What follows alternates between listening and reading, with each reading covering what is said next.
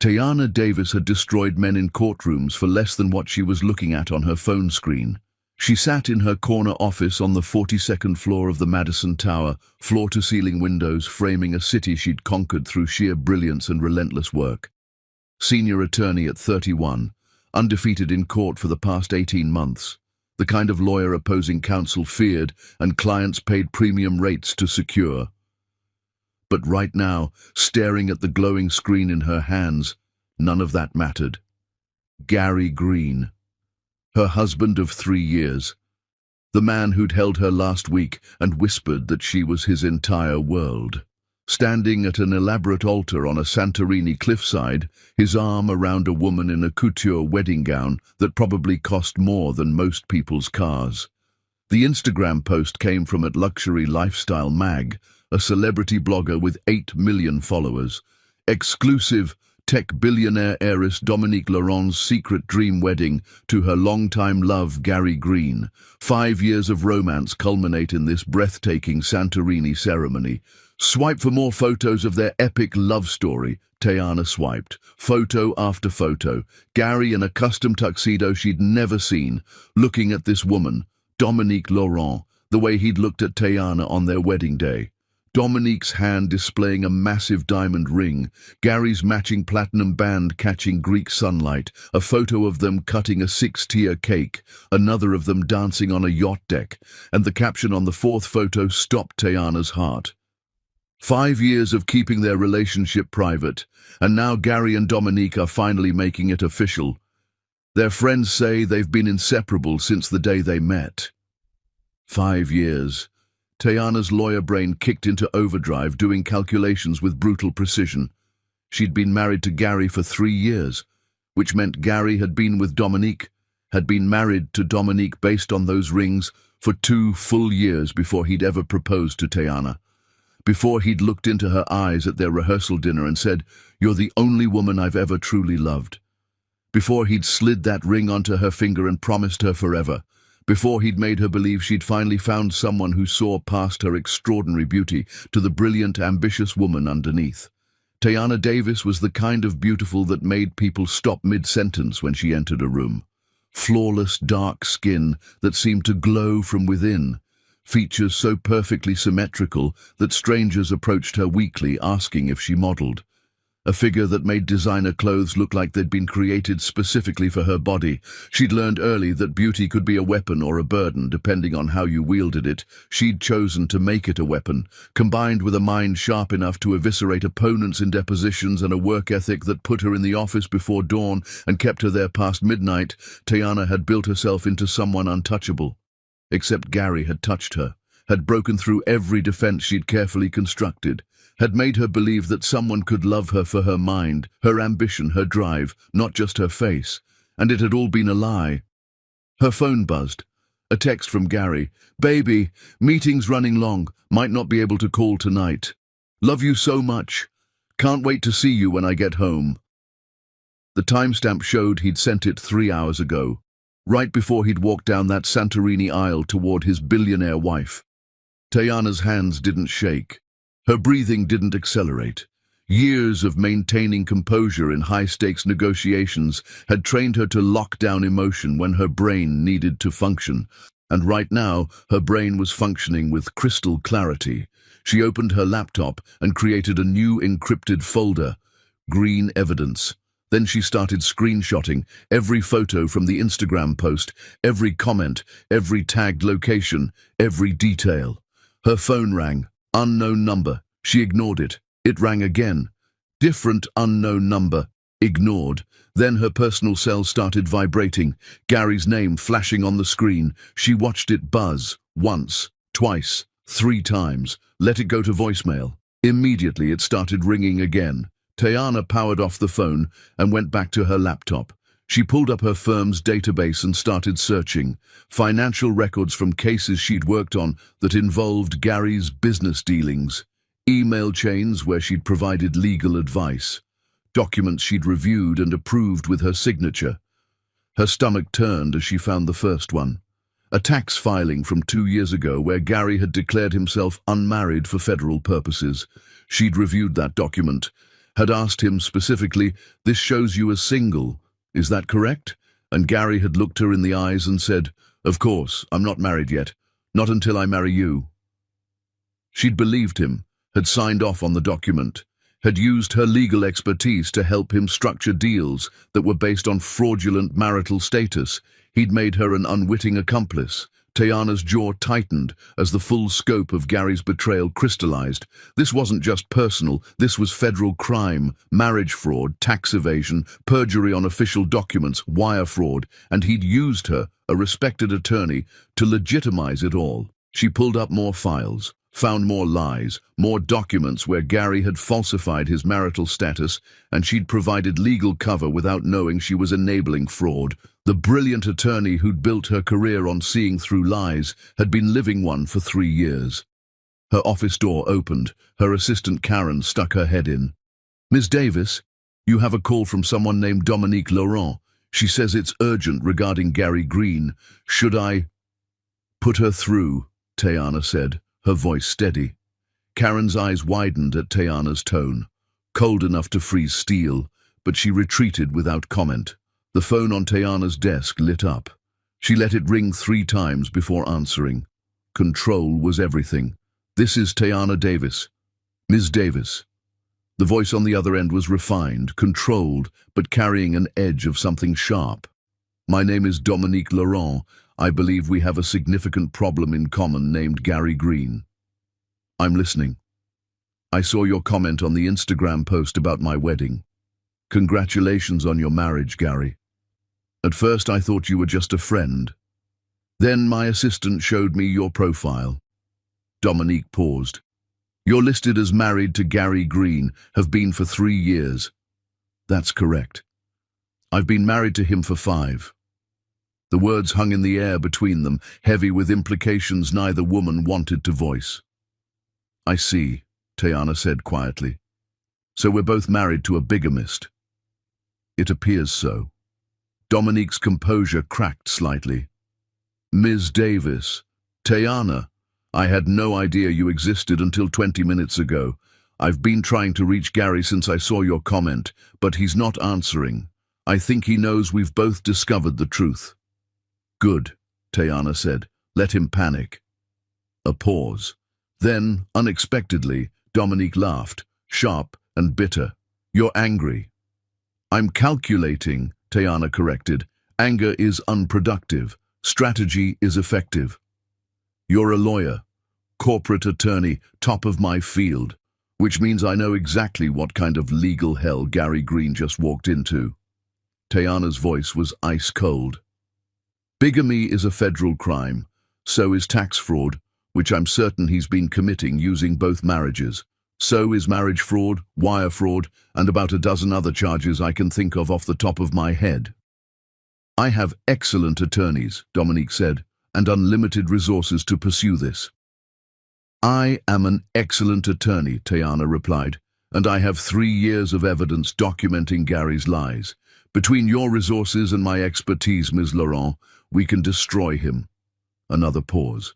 When Dominique spoke again, her voice carried something like respect. "I think we should meet, soon, and compare notes on the man who betrayed us both." "Agreed, but not yet." Tayana was already forming a plan. "First, I'm going to disappear, and while I'm gone, I'm going to build a case so airtight that when I resurface, Gary Green won't have a single defense left." "Where are you going?" "Somewhere he'll never find me." Tayana began closing windows on her laptop, each click deliberate.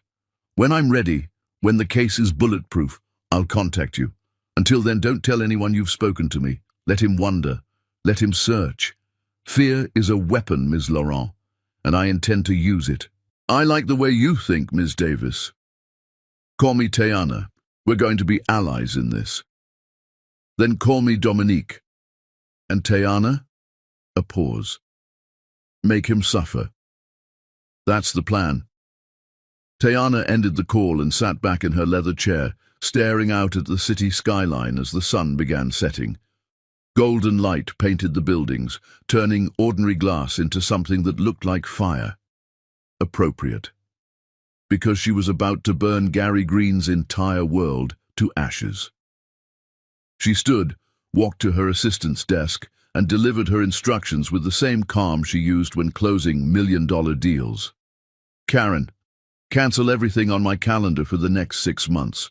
Personal emergency. I'm taking indefinite leave." 6 months? Karen's face showed shock. "Ms. Davis, you have the Morrison case. Reassign it to Stevens. He's competent enough." Tayana's tone left no room for argument. "And Karen? When people ask where I've gone, and they will ask, you tell them you haven't heard from me. You don't know where I am. You have no information to share. Understood?" Karen had worked with Tayana long enough to know when her boss meant business. "Understood. Is everything okay?" "Everything will be." Tayana placed a hand briefly on Karen's shoulder. "Thank you for your discretion."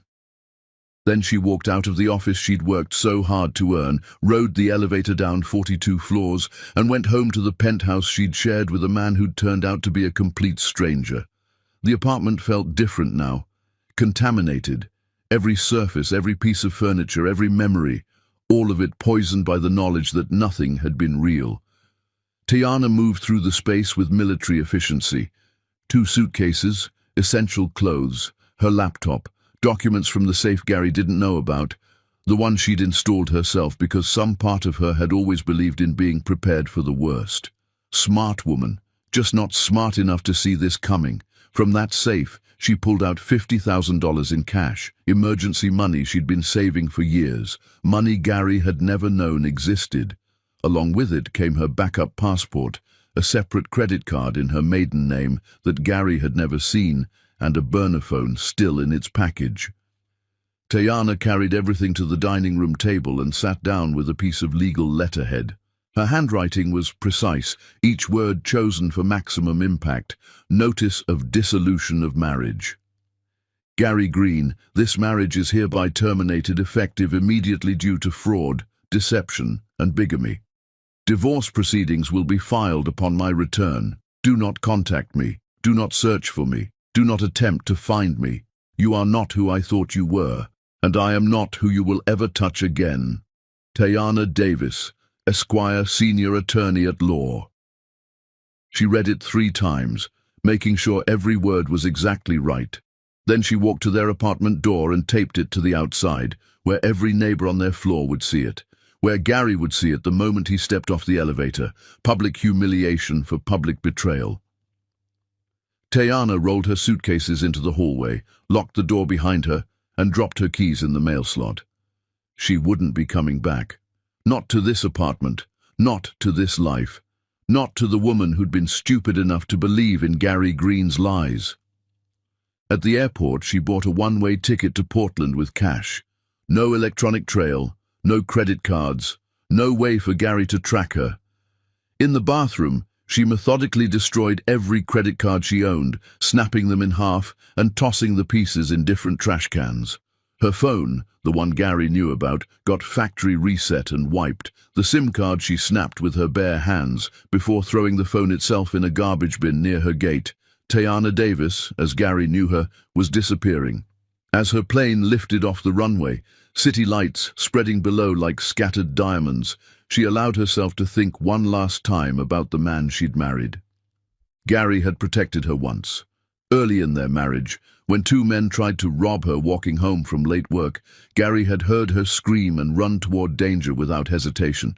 He'd fought them both, taken a black eye and bruised ribs, held her while she cried, and told her he'd always keep her safe. Another time, a senior partner at her firm had been sexually harassing her. Inappropriate touches, suggestive comments, implications that her success depended on being friendly with him.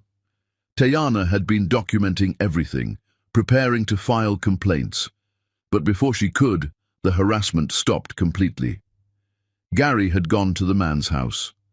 Tayana never knew what exactly was said, but the partner wouldn't even make eye contact with her after that. Gary had made her feel protected, cherished, loved. That's what made this betrayal so devastating. It wasn't just that he'd lied, it was that he'd been exactly what she needed, exactly when she needed it. He'd broken through her defenses by being the perfect man, except perfect men don't exist. And Gary Green had been performing a role while living a completely different life with someone else. The flight attendant came by offering drinks. Tiana ordered water and stared out the window at darkness, broken only by occasional lights from cities thousands of feet below.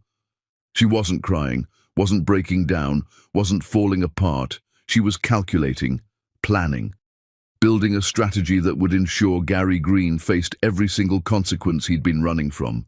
Because Tiana Davis had built her career on one simple principle: people who lie in her presence get destroyed. Methodically, legally, completely. And Gary Green had just committed the worst lie of all. Somewhere over the Midwest, Tiana's destroyed phone, buried in an airport trash can 3,000 miles behind her, buzzed with its 66th call. Gary's voicemail was frantic, breaking. "Tiana, please. That Instagram post, someone's trying to destroy us. It has to be fake. Some kind of Photoshop. I'm coming home right now. I'm catching the first flight out. We'll fix this together. I love you. God, baby, I love you so much. Please just answer, please." His voice cracked.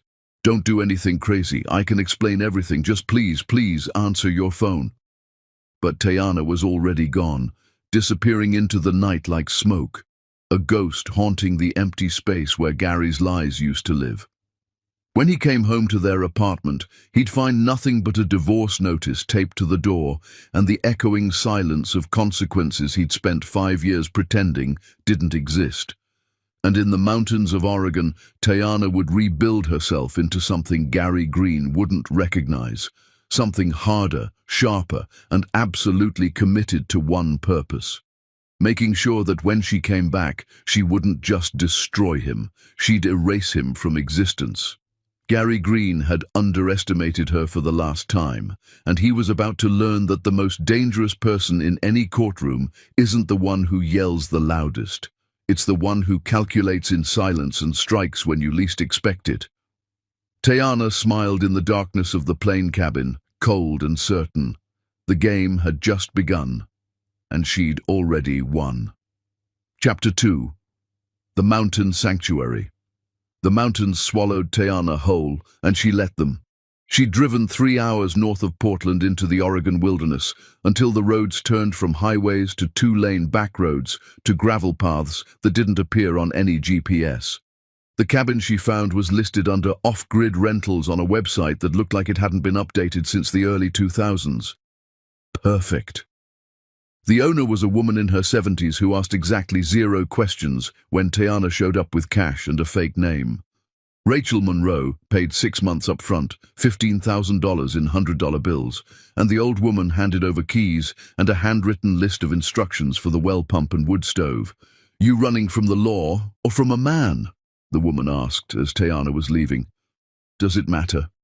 "Not particularly.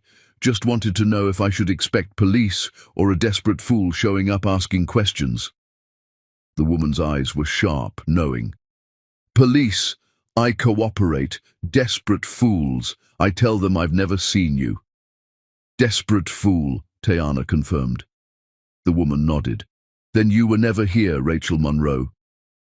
The cabin sat 40 miles from the nearest town, surrounded by pine forests so dense the sunlight barely penetrated. No internet, no cell service, no neighbors within shouting distance. Just silence thick enough to drown in. For the first week, Tiana did nothing but exist. She slept 16 hours a day, her body finally releasing the exhaustion she'd been carrying. When she was awake, she sat on the porch and stared at trees until her mind went blank.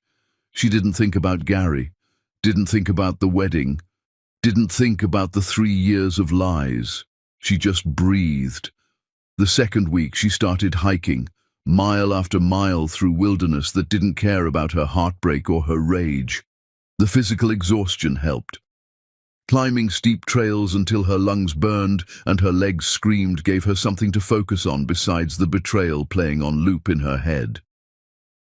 The third week she screamed, Deep in the forest where no one could hear, Tayana let out every emotion she'd been holding. She screamed until her throat was raw, until her voice cracked and gave out, until she collapsed against a tree trunk, and finally, let herself cry. She cried for the woman who'd believed Gary when he said he was working late, for the wife who'd trusted him when he said business trips were mandatory, for the fool who'd built her entire life around a man who was living a double life with someone else.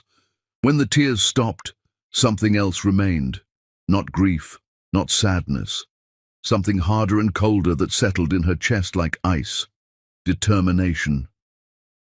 The fourth week, Tayana drove into the nearest town, Ridgemont, Oregon, population 847 according to the faded sign at the town limits. One main street, one diner, one general store, one gas station. The kind of place where strangers stood out immediately. She felt the stares as she walked into the general store. Tayana's extraordinary beauty was impossible to hide, even in worn jeans and a plain jacket. The teenage boy behind the counter stammered when she asked about light bulbs. An older woman whispered to her friend as Tayana passed. A man near the hardware section just stared, unblinking. Tayana hated it. She'd come here to disappear, not to be noticed. She grabbed supplies quickly, light bulbs, batteries, canned food, coffee, and was heading to the checkout when she noticed the porch on her cabin had been in her mind. The wood was rotting, dangerous. She needed lumber and tools she didn't have. "Excuse me," she said to the store owner, an older man with kind eyes. "I need some repair work done on a porch. Do you know anyone reliable?" "Tiger Washington," the man said immediately. "Runs the furniture workshop across the street. Does custom work and repairs, best craftsman in 3 counties, fair prices, doesn't talk your ear off, shows up when he says he will." Tayana glanced out the window. Across the street sat a converted barn with a hand-painted sign, Washington Woodworks. "Thank you," she said, paid in cash, and left. The workshop smelled like sawdust and wood stain. Tayana stepped inside and found a man bent over a workbench, hands moving with practiced precision as he sanded a piece of cedar. He didn't look up when she entered. "Be with you in a minute," he said, voice low and calm, "just finishing this edge." Tayana waited, studying him. Tiger Washington was maybe early 40s, with the kind of build that came from physical work rather than gyms. His movements were economical, efficient. Former military, she'd bet money on it. Something about the way he carried himself, that quiet, controlled presence. He finished the edge, brushed off the sawdust, and finally looked up. Their eyes met, and something surprising happened. Tiger didn't stare at her face the way every other man in town had. His gaze was professional, assessing, already moving to the problem she'd bring. "Help you with something?" he asked. "I need a porch rebuilt. Wood's rotted through, it's dangerous." "Where's the property?" Tayana gave him directions to the cabin. Tiger pulled out a small notebook, wrote them down with precise handwriting. "I can come by tomorrow morning. Take a look, give you an estimate." "That work?" "That works. What time?" "8 sharp. I'll be there." Tiger nodded, then went back to his cedar piece. Conversation over. No small talk. No questions about who she was or why she was here. Just business. Tayana found herself relaxing slightly. "Thank you," she said. "Don't thank me yet," Tiger replied without looking up. "Haven't done the work." The next morning, at exactly 8 o'clock, Tiger's truck pulled up to the cabin. Tayana watched from the window as he got out, grabbed a toolbox, and examined the porch without knocking first. Professional, respectful of her space. After several minutes, he knocked. Tayana opened the door. "Porch is worse than you probably think," Tiger said. "Rot goes deeper than the surface boards. Needs to be rebuilt from the support beams up. I can do it in 2 days. Materials and labor, $1,500. Cash." "That's fair. When can you start?" "Today if you want. Got the materials in my truck already." Tayana blinked. "You brought materials before I agreed to the price?" "Figured if you were living out here, you'd need it done fast. If you'd said no, I'd use the lumber for something else." Tiger's expression didn't change. So? Yes or no? Yes. Cash up front? Tayana went inside, counted out $1,500 bills, and handed them over. Tiger counted it quickly, nodded, and got to work. For 2 days, Tiger rebuilt the porch. He arrived at 8 each morning, worked until late afternoon, and left without unnecessary conversation. Tayana watched from inside, noticing how he measured twice, cut once, wasted nothing. His craftsmanship was meticulous. On the second afternoon, as he was finishing, Tayana brought him water. "You don't talk much," she observed. "Don't see the point in talking just to fill silence," Tiger replied, accepting the water. "You came out here to get away from something. Figure the last thing you need is someone asking questions you don't want to answer." The observation hit harder than Tayana expected. "You're right. Usually am." Tiger drained the water, handed back the glass. "Porch is done. Should last you 10 years minimum if you maintain it right." "Thank you." Tiger packed his tools, started toward his truck, then paused. Without turning around, he said quietly, "You're running from something serious. That's your business. But if you need anything else fixed while you're here, workshops open most days." Then he drove away, leaving Tayana standing on her new porch, wondering how this stranger had read her so easily when Gary had fooled her for 3 years. Over the next few weeks, Tayana found excuses to stop by the workshop. A cabinet door that stuck, a wobbly chair. Each time, Tiger fixed the problem efficiently and charged fair prices. Their conversations stayed surface level: weather, wood types, the best hiking trails. But underneath, Tayana sensed something, a recognition.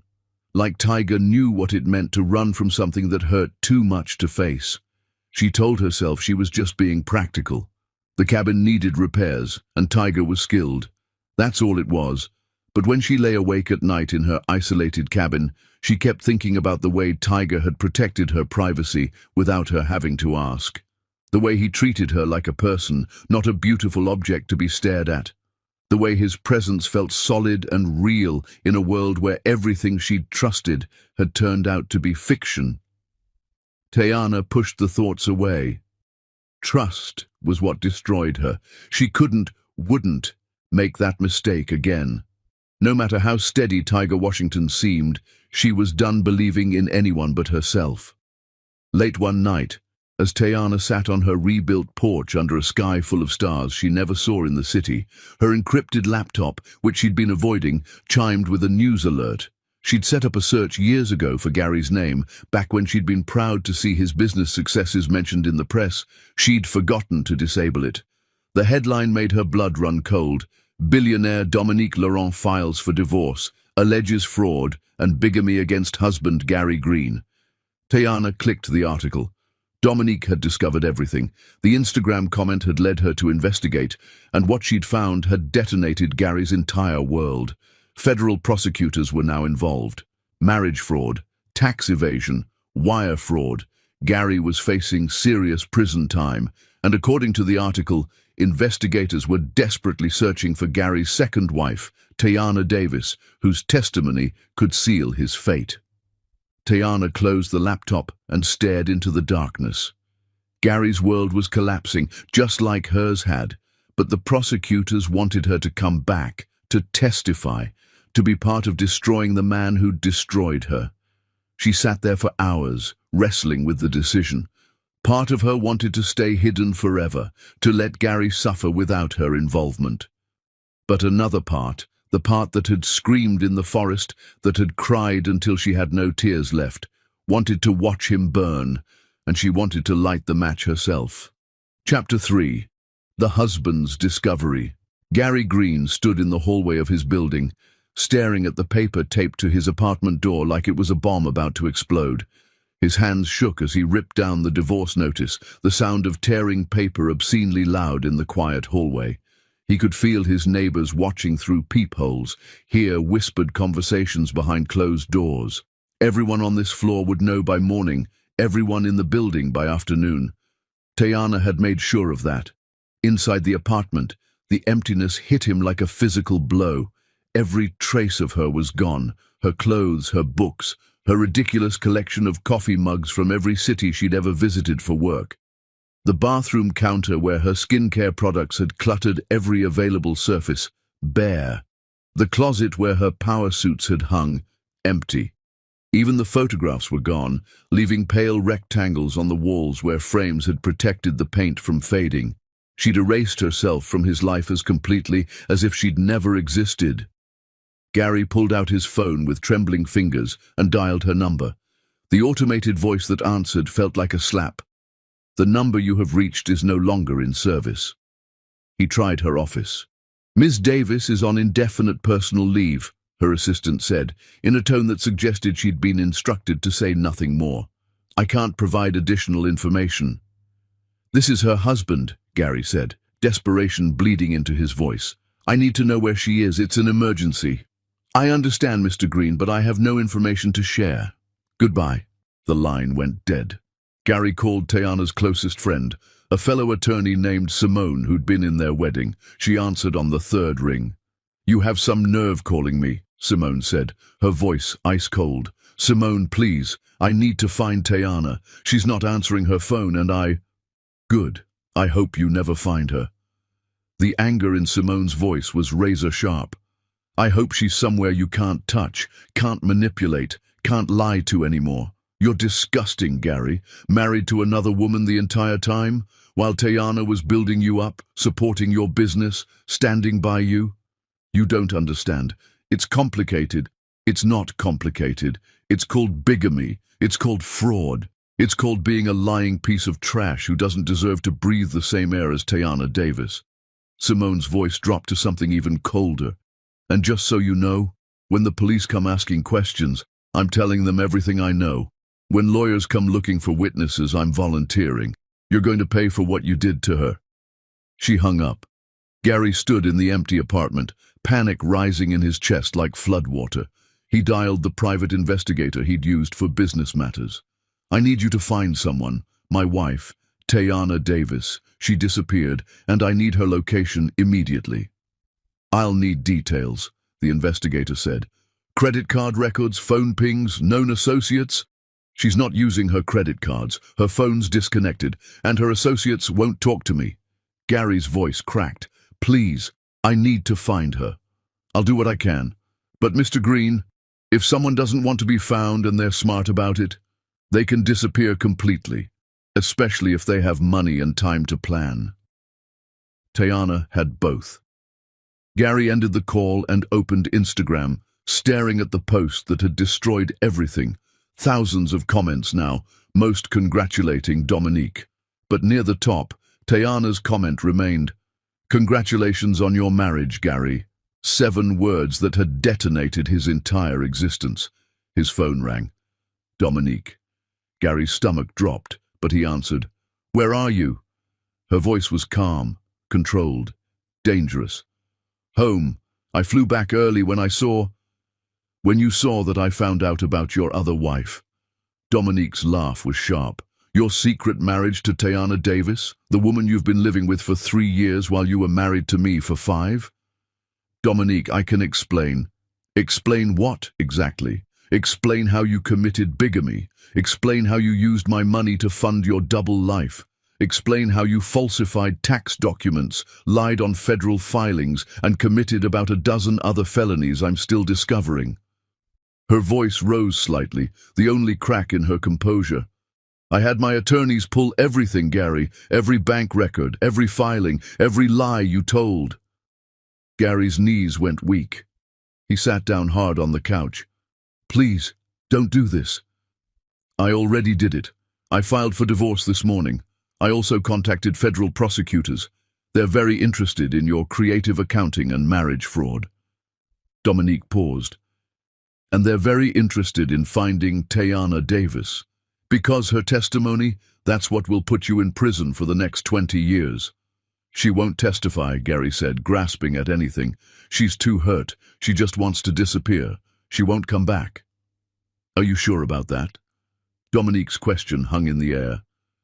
"Because I've been researching your other wife, Tayana Davis, senior attorney. undefeated in court, known for being ruthless with people who lie to her. You really think she'll let you get away with this? Gary had no answer. Find her, Dominique said. Find her and convince her not to testify. Because if she walks into that courtroom, Gary, you'll spend the next 2 decades in federal prison. That's your only chance. She hung up. Gary sat alone in the empty apartment as the sun set, darkness creeping across the floor. He thought about Tayana, brilliant, beautiful Tayana, who'd stood by him through everything, who'd believed in him when his business was struggling, who'd used her legal expertise to help him close deals, structure contracts, build his empire. He thought about the night he'd saved her from those muggers, how she'd looked at him like he was her hero, the way she'd cried in his arms, trusting him to keep her safe. He thought about how he'd taken that trust and systematically destroyed it for 5 years. His phone buzzed with an email from his investigator. Preliminary search complete. No credit card activity, no phone records, no travel under her name, no hotel reservations, no rental agreements, no digital footprint whatsoever. Either she's dead or she planned this disappearance with remarkable precision. If she doesn't want to be found, Mr. Green, you won't find her. Not without significant resources and time. Gary read the email 3 times, each word sinking deeper into his chest. Tayana was gone. And she'd vanished so completely it was like she'd never existed at all. But somewhere out there, Gary knew she was thinking, planning, deciding whether to come back and destroy him or stay hidden and let him twist in the wind. And he knew Tayana well enough to know one thing for certain. Whichever choice she made, it would be calculated, deliberate, and designed for maximum impact. Because that's what brilliant attorneys did. They built cases, they gathered evidence, they waited for the perfect moment to strike. Gary walked to the window and looked out at the city lights, wondering where in the world his wife had gone, wondering if she was watching the news about Dominique's divorce filing, wondering if she was already planning her revenge. And for the first time in his entire life, Gary Green, who'd always believed he was the smartest person in any room, realized he'd made one catastrophic mistake. He'd betrayed a woman who was smarter, stronger, and far more dangerous than he'd ever given her credit for. Somewhere out there, Tayana Davis was deciding his fate, and there wasn't a single thing Gary could do to stop her. Chapter 4. The Protector's Instinct. Tayana had been in the mountains for 2 months when the men started bothering her. It was late afternoon, and she'd just finished buying supplies at the general store. The town was quiet, the way it usually was, locals going about their business, nobody paying much attention to anyone else, exactly how Tayana liked it. But today was different. 3 men from a logging crew had been drinking at the bar attached to the diner, and they'd spilled out onto the main street just as Tayana was loading supplies into her truck. "Hey there, beautiful," one of them called out. He was tall, heavy-built, with the kind of swagger that came from too many beers and too little sense. "You new in town?" Tayana ignored him, focusing on her bags. "My friend asked you a question," another one said, stepping closer. "It's rude not to answer." Tayana straightened, her jaw tight. She'd dealt with men like this her entire life. Men who thought her beauty was an invitation, who couldn't comprehend that a woman might not want their attention. Usually, she shut them down with a few cold words and walked away. But these 3 were drunk enough to be stupid. "I'm not interested in conversation," Tayana said, her voice carrying the same tone she used in courtrooms when she was done with opposing counsel.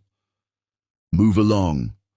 "Ooh, she's got attitude," the 3rd man laughed. He was blocking her path to the driver's side door. "Come on, just 5 minutes. Buy you a drink. You're way too pretty to be out here alone." "I said move.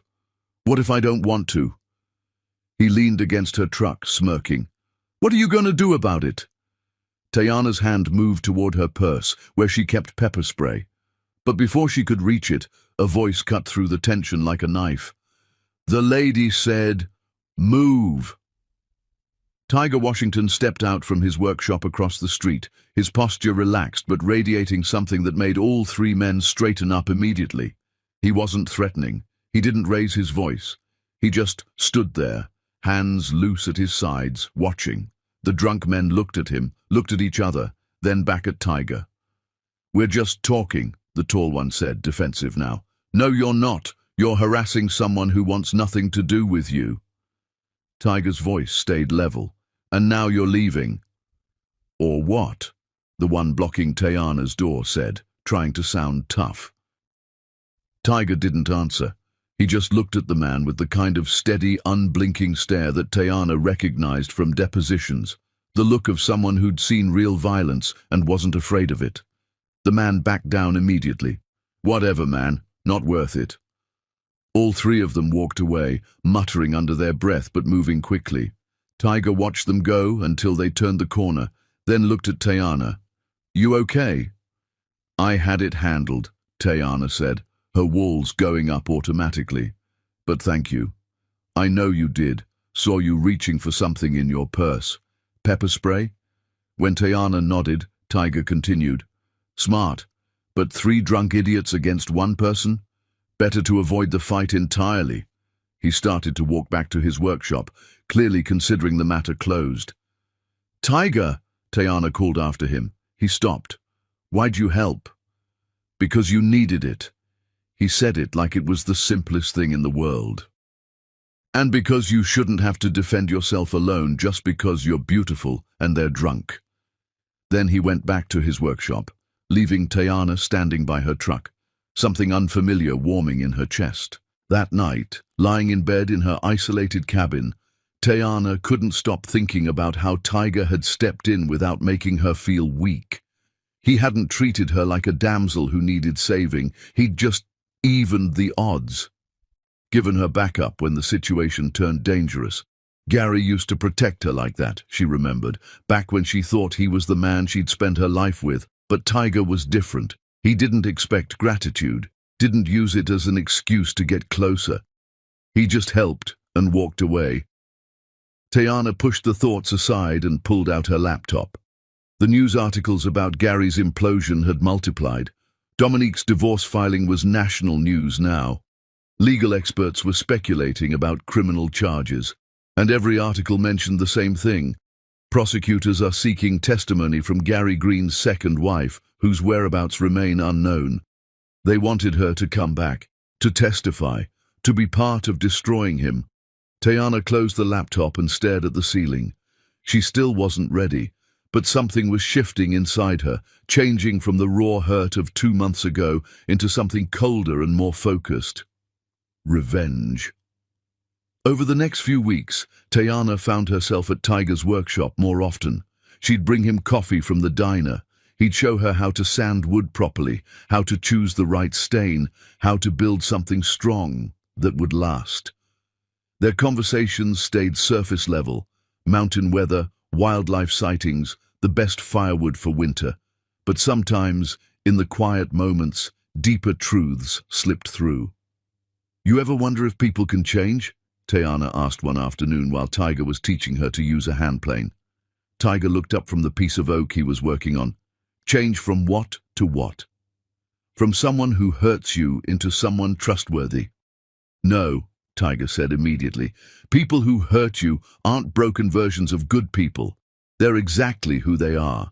The question isn't whether they can change. It's whether you're willing to accept that who they showed you was the truth all along." The words hit Tayana hard. That's pretty definitive. It's experience. Tiger's hands moved over the wood with practiced ease. "I spent 2 years believing my business partner was a good man who made a mistake. Kept giving him chances, kept thinking he'd become the person I thought he was." He paused. "But he didn't make a mistake. He showed me exactly who he was. Someone willing to destroy me for profit. I just didn't want to see it." "What changed?" "I stopped lying to myself about who he was, accepted the truth. And once I did that," Tiger looked at Tayana directly, "I stopped being his victim and started being someone who wouldn't let anyone use me like that again." Tayana absorbed that, recognizing the truth in it. "Is that why you're out here?" "Partially. Also because I like building things more than I like people." Tiger returned to his work. Present company excluded. It was the closest thing to a compliment Tiger had ever given her, and Tayana felt that unfamiliar warmth again. But she pushed it down. She couldn't afford to feel anything for anyone. Not yet. Maybe not ever. One evening, as Tayana was leaving the workshop, Tiger called after her. "You planning to stay here permanently, or is this just a stop while you figure things out?" Tayana turned back. "Why?" "Because you've got the look of someone still deciding whether to keep running or go back and fight." Tiger leaned against his workbench, studying her. "And I've seen that look in the mirror enough to recognize it." "What did you decide?" Tayana asked. "When you had that look?" "I decided that running away from something and running towards something are different things. Out here, I'm not running from my old partner. I'm building the life I actually want." His eyes held hers. "But you? You're still running from something. Haven't started building yet." The observation cut deeper than Tayana wanted to admit. "Maybe I'm not ready to build yet. Maybe. Or maybe you're just scared that if you build something new, someone will destroy it again." Tiger's voice was gentle but unflinching. "That's the real question, isn't it? Not whether you can survive what happened, but whether you're brave enough to risk it happening again." Tayana left without answering, but his words followed her back to the cabin and kept her awake most of the night. Tiger Washington was dangerous, she realized. Not because he was pushing her or demanding anything, but because he saw through every wall she'd built, and he was patient enough to wait for her to take them down herself. And patience was something Gary had never had. That thought alone should have made her trust Tiger more. Instead, it terrified her. Because if she let herself trust him, if she let herself feel anything real for this quiet, solid man who protected her without asking for anything in return, what happened when it turned out to be another lie? What happened when Tiger turned out to be just another version of Gary, wearing a different mask? Tayana couldn't survive being destroyed again. She just couldn't. So she did the only thing that made sense. She started avoiding Tiger's workshop. Stopped bringing him coffee, found excuses not to need repairs, put distance between them before something dangerous could grow. But late at night, when she couldn't sleep, Tayana kept thinking about the way Tiger had stepped between her and those drunk men, the way he'd made her feel safe without making her feel weak. And she kept thinking about his question. Was she brave enough to risk building something new, knowing it could be destroyed? She didn't have an answer yet, but somewhere deep inside, beneath all the fear and hurt and rage, a small voice was starting to whisper that maybe, just maybe, not everyone was Gary Green, and maybe Tiger Washington was exactly who he appeared to be, a good man who'd been hurt badly and rebuilt himself into something stronger. The question was whether Tayana had the courage to believe it. Chapter 5. The walls hold firm. Tiger Washington noticed when Tayana stopped coming by the workshop. It wasn't subtle. For 3 weeks, she'd been a regular presence, bringing coffee, learning woodworking, filling the quiet space with questions about joinery and wood grain. Then, overnight, nothing. The workshop felt emptier without her there. Tiger understood what it meant. She was pulling back, rebuilding walls he'd unknowingly started to penetrate. He'd seen people do it before, get close to trusting someone, then panic and retreat. Usually because whoever hurt them in the first place had hurt them bad enough to make trust feel impossible. He gave her space, didn't push, didn't show up at her cabin uninvited, just kept working and waited to see if she'd come back on her own terms. Meanwhile, across the country, Gary Green's world was collapsing in spectacular fashion. Dominique Laurent's legal team had filed a preliminary divorce document that read like a criminal indictment. Page after page of evidence, falsified tax returns listing Gary as unmarried, financial records showing wire transfers from Dominique's accounts to Gary's personal holdings, email chains where Gary discussed structuring their marriage as a tax shelter with his accountant, federal banking documents with forged signatures. The document was filed publicly, which meant every news organization in the country had access. Financial networks ran it as their lead story. Legal experts analyzed it on television. Social media dissected every detail. Gary Green wasn't just being divorced, he was being systematically destroyed. But the most damaging part of Dominique's filing was the last section, titled Additional Material Witness. It outlined Tayana Davis's existence, Gary's second wife, married for 3 years while he was still legally married to Dominique. It included photos of Tayana and Gary's wedding, copies of their marriage certificate, evidence that Gary had never filed for divorce from either woman. Bigamy, federal marriage fraud, tax evasion, wire fraud. The charges were piling up, and every single one carried prison time. Gary sat in his half-empty apartment. He'd had to sell furniture to pay legal fees, reading the latest news article about his impending prosecution. His business had collapsed. His clients had fled. His bank accounts were frozen pending federal investigation, and he still had no idea where Tayana was. His phone rang, his lead attorney. "We need to talk about your options," the lawyer said without preamble. "Federal prosecutors officially filed charges this morning, 12 counts. If convicted on all of them, you're looking at 20 to 25 years. Gary's hands shook. "What are my options?" "Realistically, plea deal. If you cooperate fully, provide documentation, testify against anyone else involved in the financial irregularities, they might reduce it to 8 to 10 years. 8 to 10 years, Gary's voice cracked. For being married to two people. For being married to two people, falsifying federal documents, committing tax fraud, wire fraud, and about 8 other felonies, yes." The lawyer's tone was flat. "But here's the bigger problem.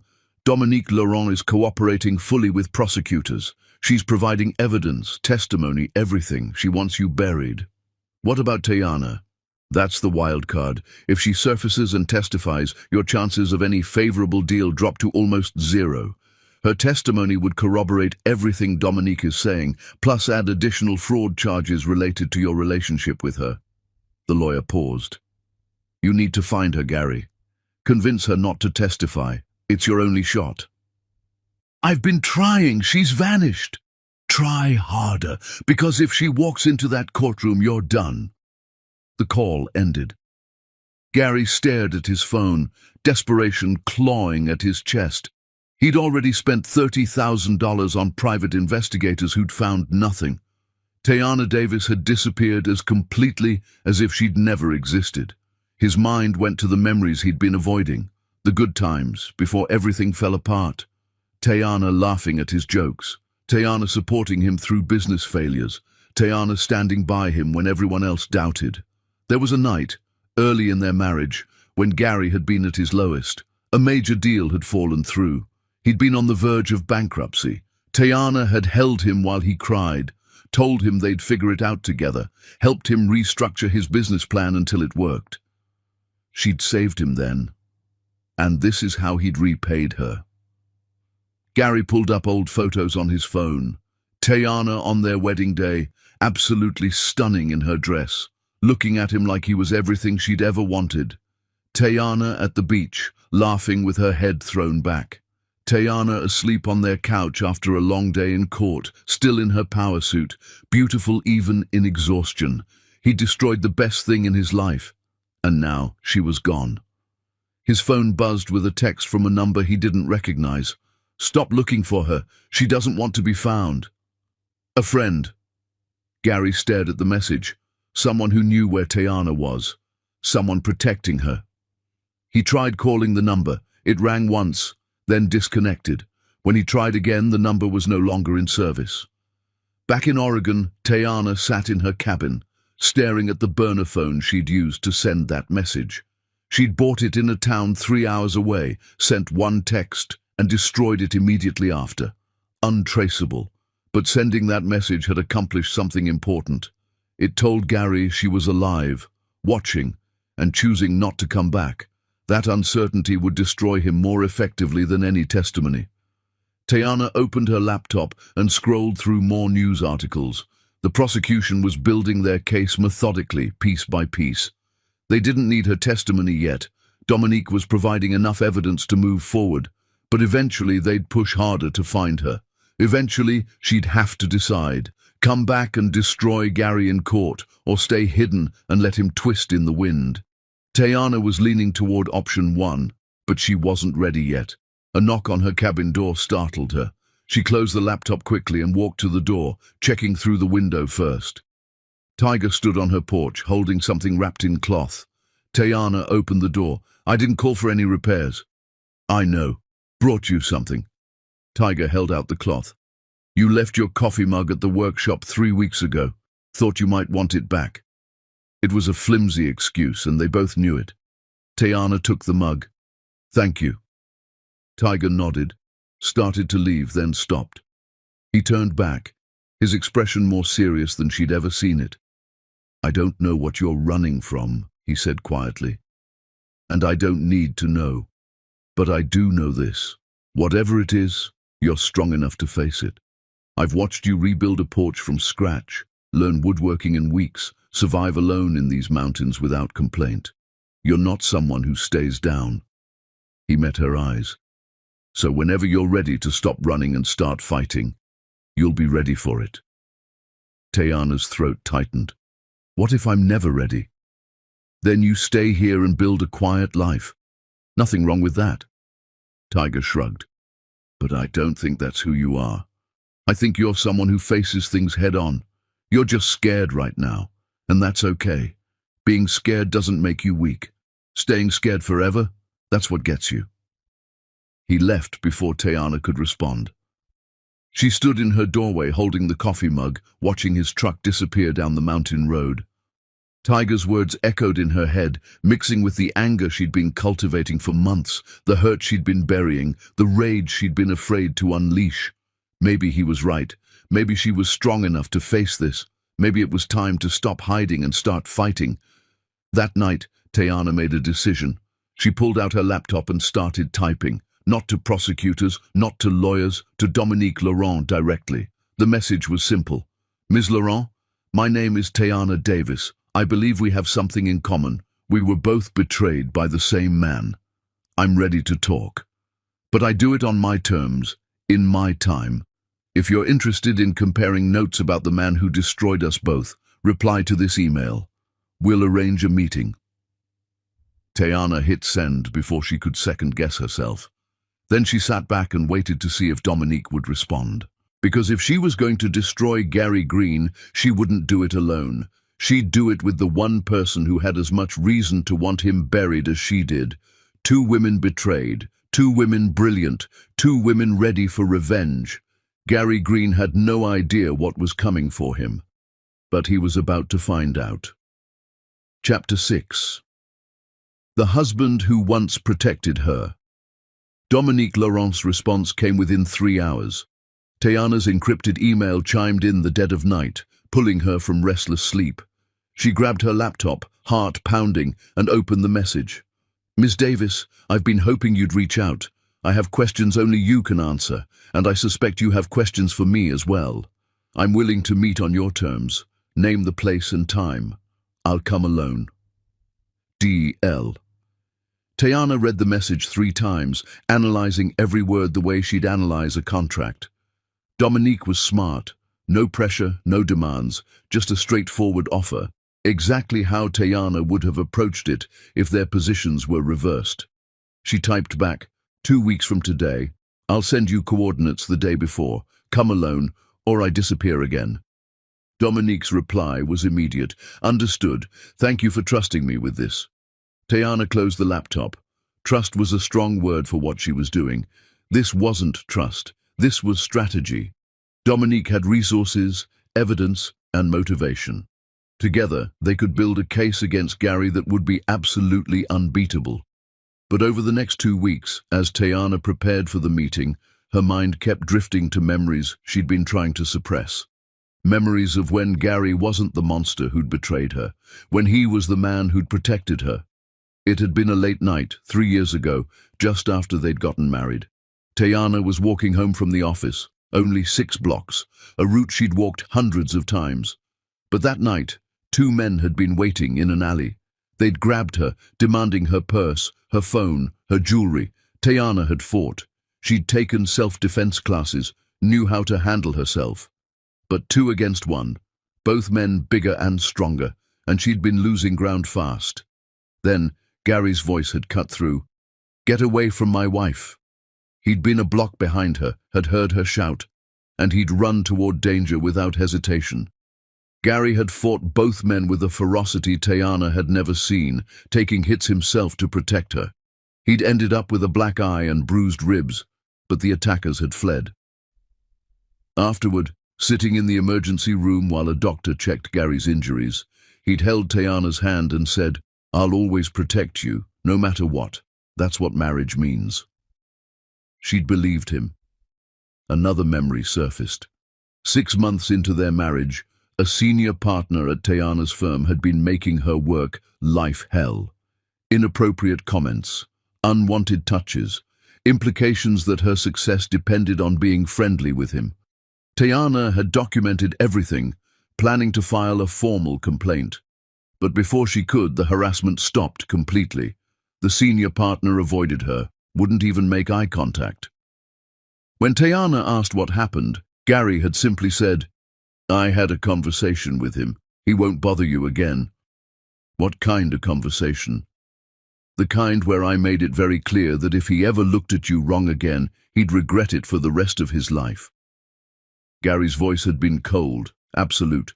Nobody hurts you and gets away with it. Nobody.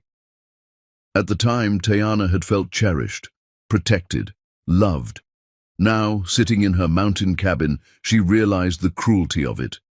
Gary had protected her from other men while simultaneously betraying her worse than any stranger ever could. He'd fought for her safety while living a secret life that would destroy her. The hypocrisy of it was staggering. Her phone, a new burner she'd bought for the Dominique meeting, rang.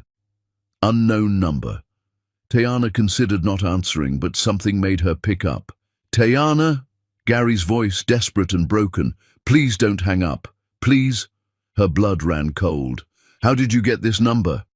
"I've been tracking every burner phone purchase within 500 miles of major cities for weeks, paying people to flag any purchase matching your description."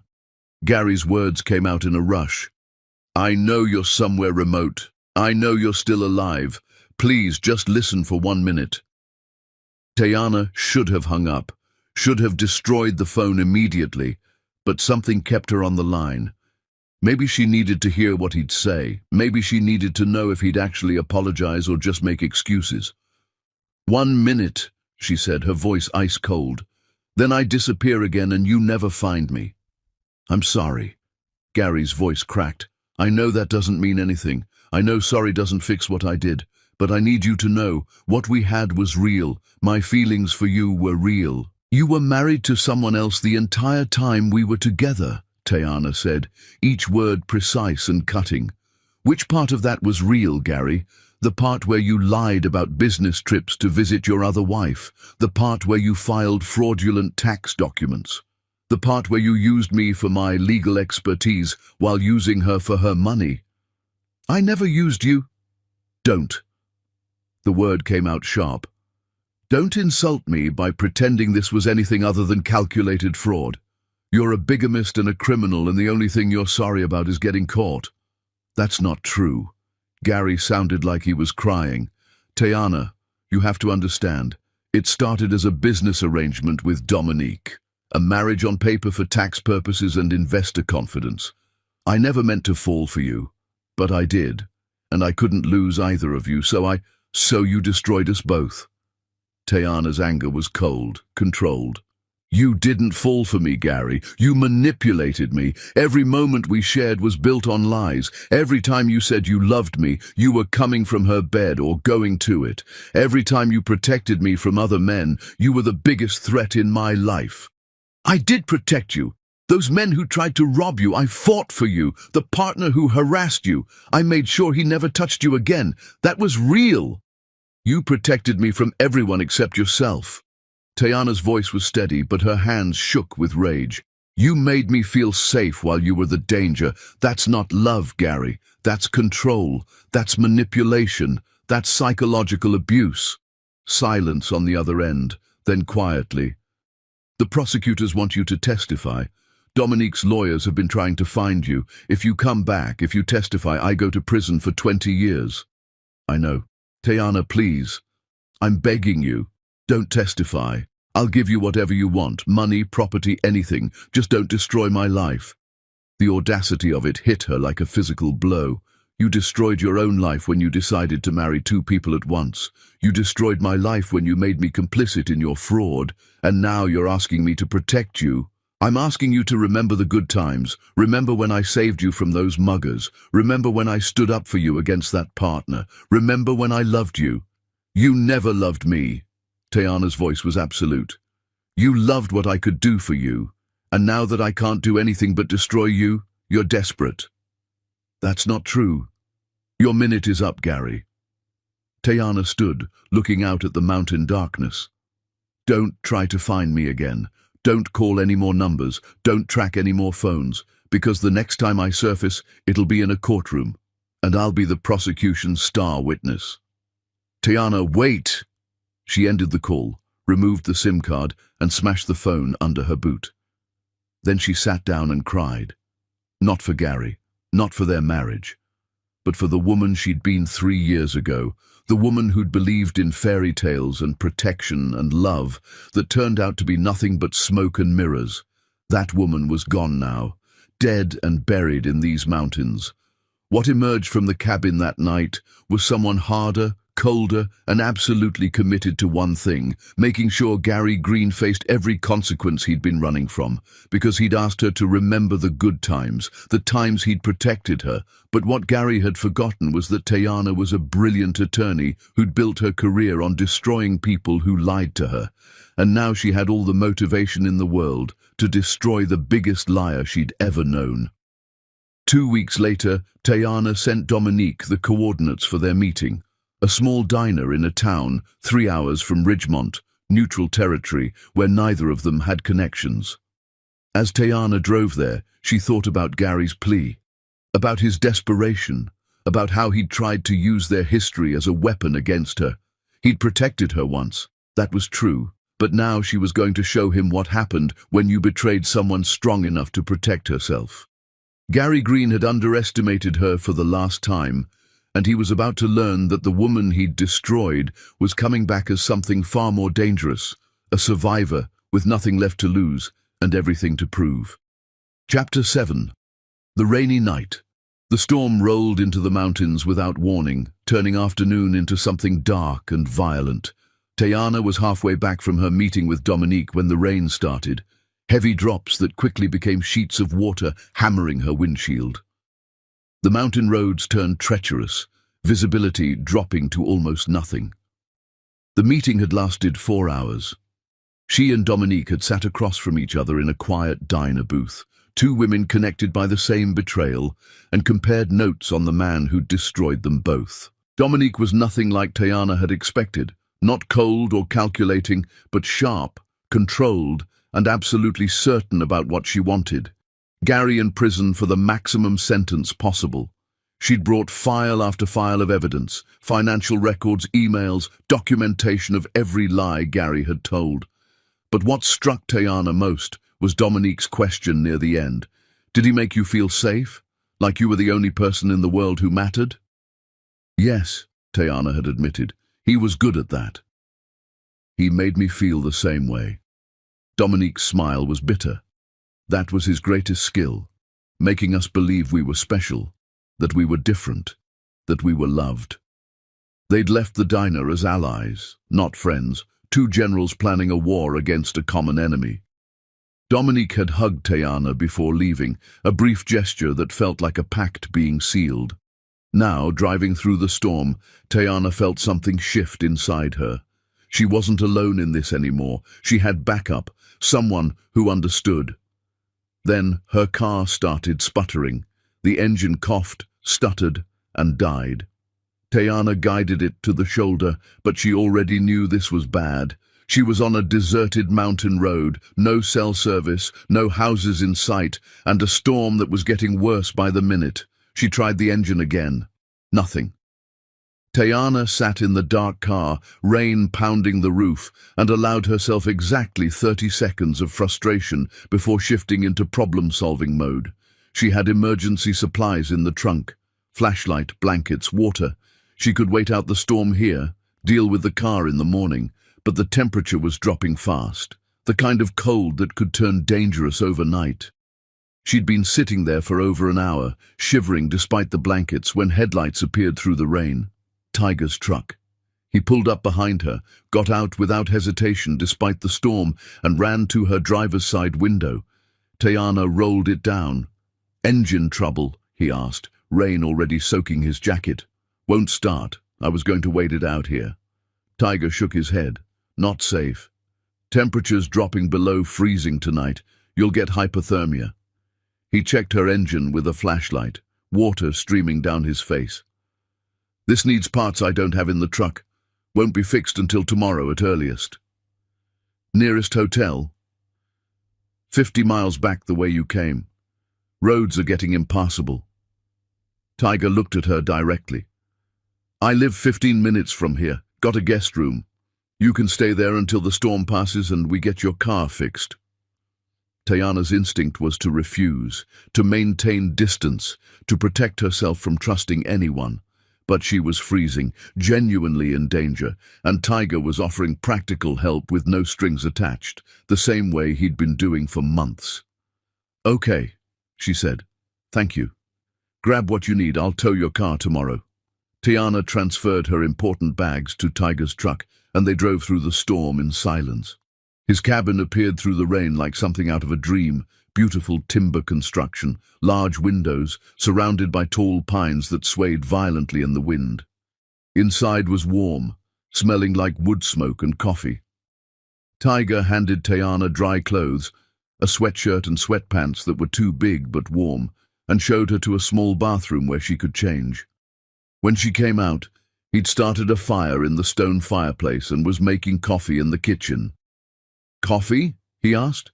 "Please." They sat in the living room, fire crackling, rain hammering the windows. For a long time, neither spoke. Just two people existing in the same space, no pressure, no expectations. Then Tayana broke the silence. "I met with someone today. Someone who was hurt by the same person who hurt me." Tiger looked at her, waiting. "We're going to destroy him," Tayana continued. "Legally, completely. Make sure he faces every consequence he's been running from." "Good," Tiger said simply. "He deserves it. You don't even know what he did. I know he hurt you bad enough that you disappeared for months. I know he's the reason you can't trust anyone. That's enough." Tiger sipped his coffee. People who destroy others like that deserve to be destroyed themselves. Something in Tayana's chest loosened. "I'm scared," she admitted quietly. "Scared that going back to face him means becoming weak again. Means opening myself up to being hurt. Going back isn't weakness. Running away and staying away forever, that's weakness." Tiger set down his mug. "You're one of the strongest people I've ever met, Tayana. You survived betrayal that would break most people. You disappeared completely when you needed to. You're rebuilding yourself from nothing. That's not weakness. That's power." "I don't feel powerful." "Because you're still healing. But healing doesn't mean you're not strong. It means you're smart enough to know you need time." Tiger leaned forward slightly. "And when you're ready to fight, you'll be unstoppable, because you've got something he doesn't." "What?" "The truth." Tiger's voice was quiet but certain. "Liars fear the truth, and you're the truth he's been running from. That makes you dangerous." Tayana met his eyes across the firelight. "Why do you believe in me so much? You barely know me." "I know enough. I know you're brave enough to survive alone in these mountains. I know you're smart enough to disappear when someone with resources is hunting for you. I know you're strong enough to sit in that workshop and learn carpentry instead of falling apart." Tiger paused. "And I know you're the kind of person who keeps fighting even when you're terrified. That's who you are." "You make me sound better than I am. I'm just telling you what I see." The conversation shifted something between them. A wall Tayana had been carefully maintaining started to crack, because Tiger wasn't pushing, wasn't demanding, wasn't trying to get anything from her. He was just there, steady and solid and real. "Tell me about what happened to you," Tayana said. You mentioned a business partner who destroyed you, but you never gave me details. Tiger was quiet for a moment, staring into the fire. Then he started talking. I was an architect, had my own firm. My partner and I built it from nothing, working 20-hour days, taking out loans, betting everything on our vision. His voice was measured, careful. We were best friends. I trusted him completely. Then I found out he'd been stealing my designs, presenting them as his own to clients, cutting me out of deals, slowly taking over the firm while I thought we were partners. What did you do? Confronted him. He denied everything. So I started documenting, gathered evidence, prepared to take him to court. Tiger's jaw tightened. But before I could, he moved first, filed paperwork claiming I'd been stealing from company accounts, forged documents, made it look like I was the one defrauding the firm. Tayana's lawyer brain kicked in immediately. He set you up. Completely. By the time I proved my innocence, he'd taken over the firm, alienated all our clients, destroyed my reputation in the industry. I spent 2 years in legal battles just to clear my name. Lost everything, the business, my savings, my career. Tiger finally looked at her. And my fiancée left me halfway through. Said she couldn't handle the stress. Your fiancée left when you needed her most? Yeah.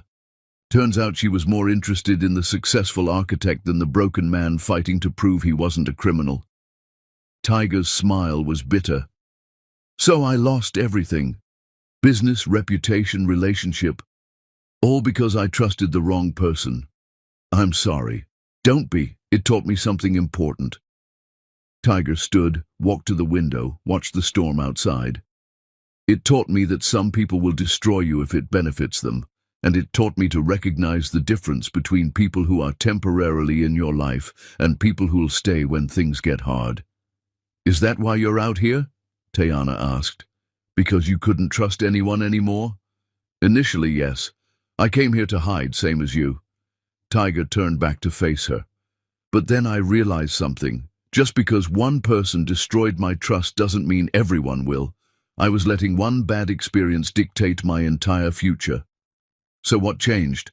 I started building things again. Not buildings, furniture, cabins, things I could create with my own hands. And I started helping people who needed help, like fixing your porch. And slowly, I remembered who I was before he destroyed me. Tiger's eyes held hers. I wasn't going to let him win by staying broken forever. Tayana felt tears burning behind her eyes. I want that. I want to remember who I was before he destroyed me. Then remember. Tiger's voice was gentle but firm. Remember that you're brilliant. Remember that you're strong. Remember that you survived. And remember that the woman sitting in my living room right now is the same woman who built a career on destroying liars in court. He didn't change who you are, he just made you forget, temporarily. The tears spilled over. Tayana wiped them away, frustrated with herself for crying. But Tiger crossed the room and sat beside her, not touching, just close. It's okay to be hurt, he said quietly. Being hurt doesn't make you weak, it makes you human. And something in Tayana broke. All the pain she'd been holding back, all the rage and betrayal and grief she'd been burying, came flooding out. She cried harder than she had in months, and Tiger just sat there, steady and patient, letting her fall apart without trying to fix it. When the tears finally stopped, Tayana looked at him through blurry eyes. Thank you. For what? For seeing me. For not treating me like I'm broken. For just being here. Tiger smiled slightly. That's what people do when they care about each other. The words hung in the air between them, loaded with meaning neither of them wanted to fully acknowledge. I should go to the guest room, Tayana said, standing. It's late. But as she turned to leave, Tiger caught her hand gently, not pulling, not demanding, just holding. You don't have to be alone tonight, he said quietly. Not if you don't want to be. Tayana looked down at their joined hands, her heart pounding. Every instinct screamed at her to run, to protect herself, to maintain distance. But standing there in the firelight with this man who'd been nothing but honest and patient and kind, Teyana made a choice. She chose to be brave. She turned back to Tiger, their eyes meeting in the dim light. "I don't want to be alone." What happened next was slow and deliberate. Tiger pulled her closer, giving her every opportunity to change her mind, to pull away. But Teyana didn't. She leaned into him, into the warmth and solidity of someone who saw her as a person, not a possession. Their kiss was soft at first, tentative, like they were both testing whether this was real or another beautiful lie.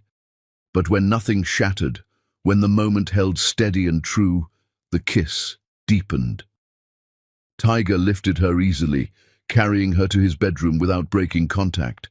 And there, in the warmth and safety of his cabin while the storm raged outside, Teyana let herself feel something she thought she'd never feel again.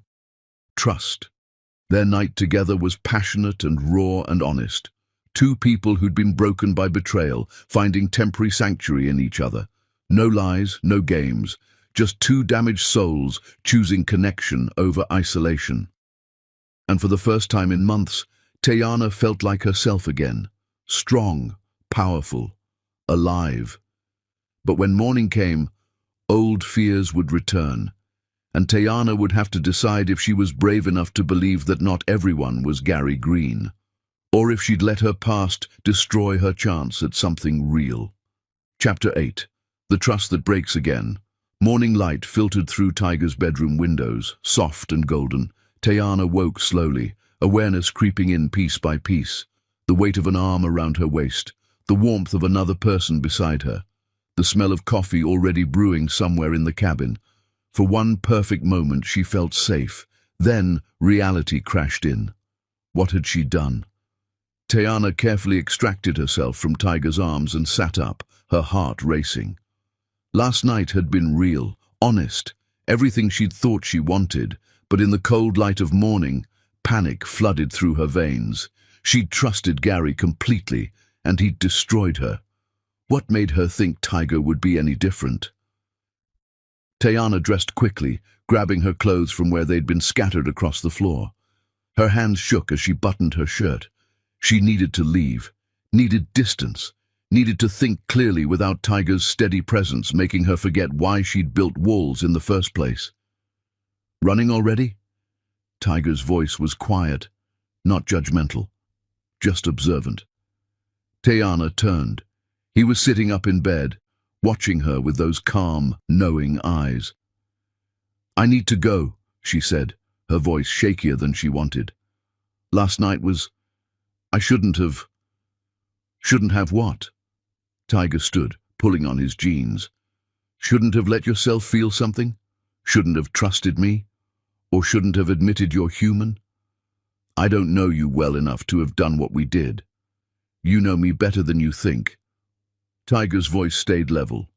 "You've been watching me for months, Teyana, evaluating, testing, seeing if I'm real or another performance, and I've passed every test. So this isn't about not knowing me. This is about being terrified that I might actually be who I appear to be." Teyana's walls slammed up. "You don't know what you're talking about." "Don't I? You're scared that if you let yourself trust me, if you let yourself care about me, I'll turn out to be just like him. Another liar hiding behind a good performance." Tiger took a step closer. "But I'm not him, Teyana. And the fact that you can't see that says more about your fear than it does about me." "You're right," Teyana said, anger flooding her now. "I am scared, because the last time I trusted someone, he turned out to be a bigamist who destroyed my entire life. So forgive me if I'm not ready to just believe you're different because you say you are. I'm not asking you to believe me because I say it. I'm asking you to believe the evidence." Tiger's voice rose slightly. "I've been nothing but honest with you. I've protected you without asking for anything. I've given you space when you needed it and been there when you were ready. I've shown you exactly who I am, repeatedly, for months. What more do you need?" "I don't know," Teyana's voice cracked. "Maybe I need time. Maybe I need to not feel like I'm falling for someone when I'm still broken from the last person I fell for. Maybe I need to not feel like this is happening too fast. Then say that. Say you need time. Say you need space. Don't run away like I'm the enemy when all I did was give you what you asked for last night. Tayana grabbed her bag, tears burning in her eyes. I can't do this right now. Do what? Have an honest conversation? Actually deal with your feelings instead of burying them? Tiger's frustration was showing now. You're so busy protecting yourself from being hurt again that you can't see when someone is actually being real with you. Maybe that's true, Tayana shot back. Or maybe I've learned that every man who seems real eventually shows his true colors. How do I know you're not just better at hiding it than Gary was? The words landed like a slap. Tiger's face hardened.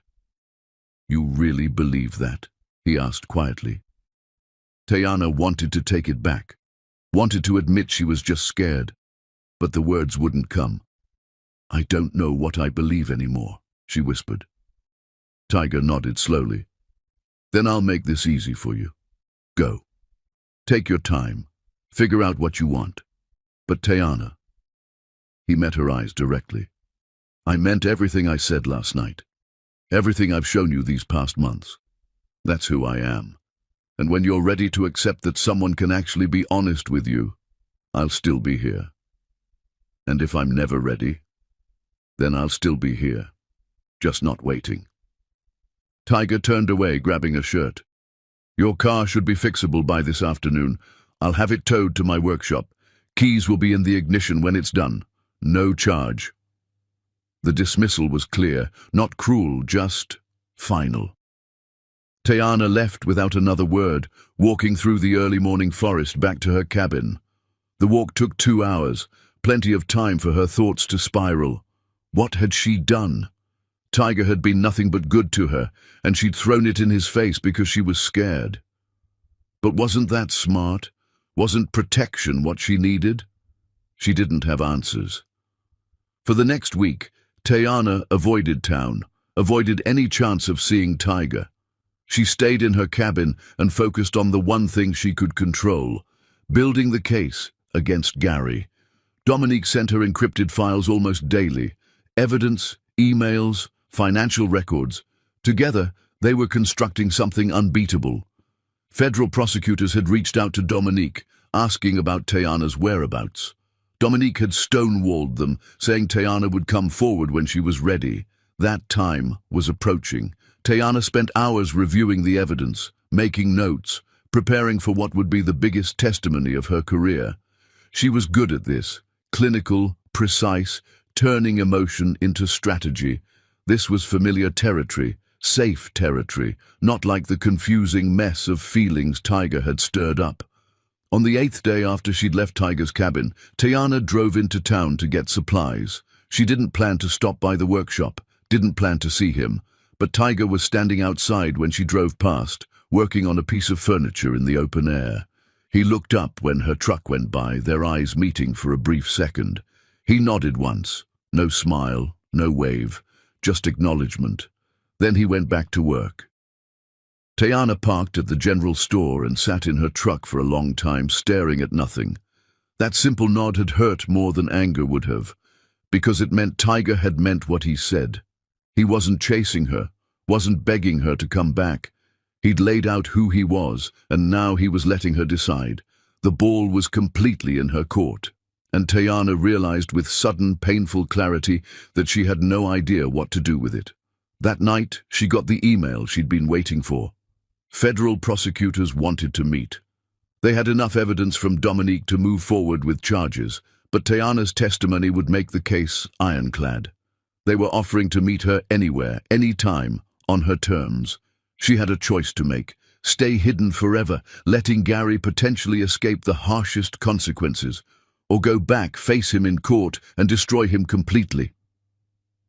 Tayana stared at the email for hours. Then she started typing a response. But before she could send it, she thought about Tiger's words. Going back isn't weakness. Running away and staying away forever, that's weakness. He was right. She'd been running for months. And while running had given her time to heal, it hadn't given her closure. hadn't given her justice, hadn't given her back the power Gary had stolen. If she wanted to truly move forward, she had to face this. Tayana finished her email to the prosecutors. "I'll testify, but I do it my way, in my time. I'll contact you when I'm ready with my full statement and evidence. Don't try to find me before then." She hit send.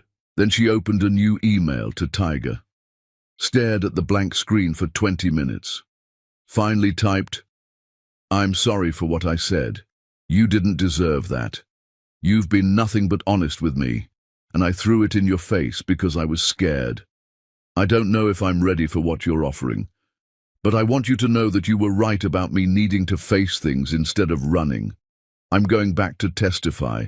I'm going to destroy the man who destroyed me. And if I survive that with any part of myself intact, maybe I'll be brave enough to trust again. Thank you for seeing me when I couldn't see myself. Tayana." She sent it before she could reconsider. Tiger's response came 2 hours later. "Good luck. You'll be amazing in that courtroom. You always are when you're fighting for what's right. And Tayana, you're already brave enough. You just don't see it yet." Tayana read the message 3 times, something warm and painful settling in her chest.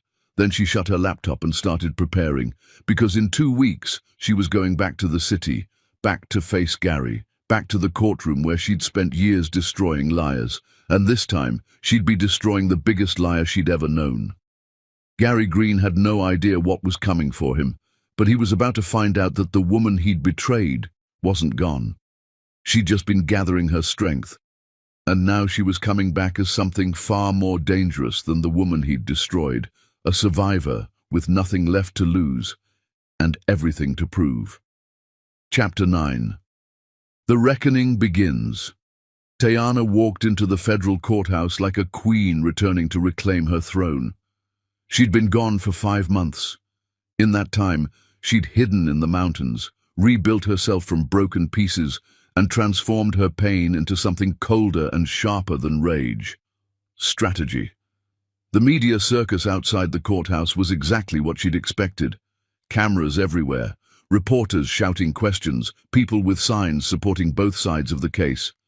Dominique's divorce from Gary had become a national story, and Tayana's sudden reappearance as the missing second wife had made it even bigger. But Tayana walked through the chaos without responding to a single question, her head high, her expression unreadable. She'd worn her most powerful suit, navy blue, perfectly tailored, the kind of outfit that screamed competence and control.